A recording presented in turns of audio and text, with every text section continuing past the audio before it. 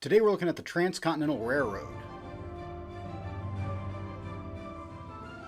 Hello, welcome to the Daily Bellringer. Please don't forget to subscribe and take a look at the questions down in the description. Also, don't forget to look at dailybellringer.com to find additional resources that go along with several of these videos.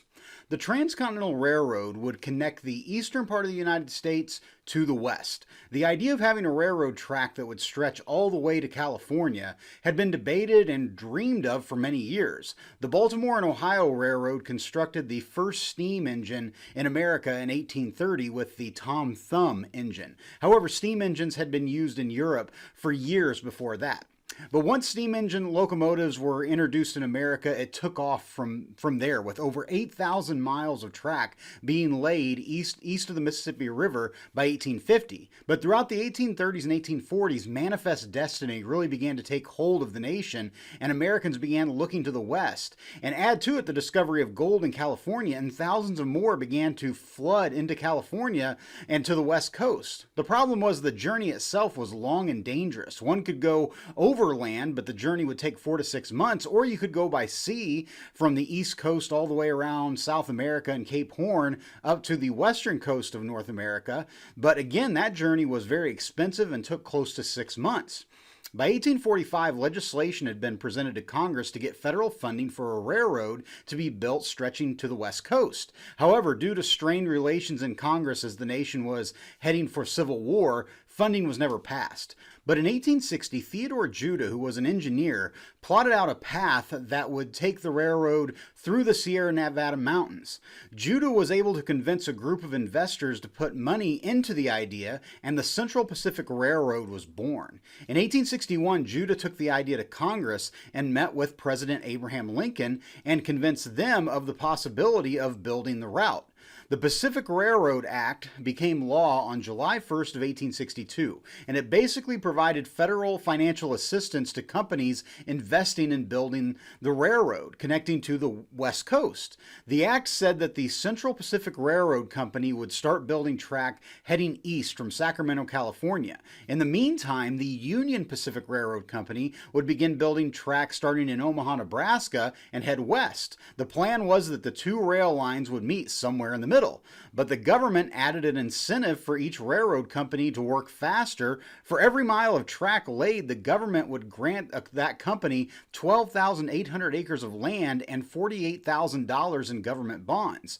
So it became a race to see who could get the most track constructed. Both railroad companies were filled with corruption and investors eager to make profit. For Theodore Judah, he had hoped to get different investors, but Judah died in 1863 of yellow fever, so the Central Pacific Railroad went on without him. The Union Pacific was run by Dr. Thomas Durant, who had taken control of the company illegally and had complete control over the construction of the railroad. Although both railroads began construction by 1863, little happened because the nation was in the midst of civil war. But as soon as the war was over, the focus moved to completing the railroad. Thousands of veterans of the Civil War joined the labor force for the Union Pacific. Many former enslaved people moved west to work on the railroad, as well as thousands of Irish immigrants coming to America joined the workforce for the Union Pacific leg of the railroad. On the western leg, the Central Pacific Railroad relied heavily on labor provided by Chinese immigrants who had moved to America during the California Gold Rush. It is estimated that somewhere between 15,000 to 20,000 Chinese immigrants worked on some of the most challenging sections of the track, attempting to get through the Sierra Nevada mountains.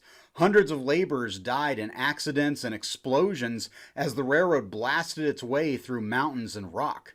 By mid-1867, the Central Pacific had cleared the mountains and now had easier terrain in front of them. By that same time, the Union Pacific had laid almost 4 times as much track, but admittedly they had much easier terrain in front of them coming from Omaha, Nebraska across the plains. And so by this point, they were already to Wyoming. Now both rail lines began to head towards Salt Lake City, Utah.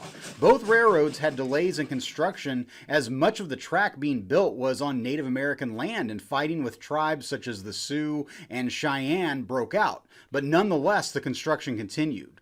Along the track, many small communities popped up, which were dominated by gambling and violence, lending to the stories of the Wild West. By the beginning of 1869, the two rail lines were separated by barely 70 miles. New President Ulysses S. Grant announced that all government payments to the railroads would be withheld until they agreed on a meeting point and completed the track. They agreed on Promontory Point, Utah, about 60 miles north of Salt Lake City. And on May 10, 1869, a ceremony was arranged for the final spike to be driven, completing the railroad. At the ceremony, the heads of the railroad attempted to drive this final golden spike, which was made of 17-karat gold, but none of them could do it. And in the end, one of the railroad workers simply took the hammer and drove that final golden spike, finishing the track. And by the way, that spike was removed and replaced with a normal metal spike. In the end, the Central Pacific laid 690 miles of track, and the Union Pacific completed 1,086 miles of track. The railroad transformed the nation, as now the journey from the East Coast to the West Coast, which had taken 4 to 6 months before, now took a matter of barely a week. Now items manufactured in the East could be easily transported and sold in the West, and raw materials from the West could be shipped to the East. So this really revolutionized the American economy. So with that, hopefully you learned something, and thanks for watching.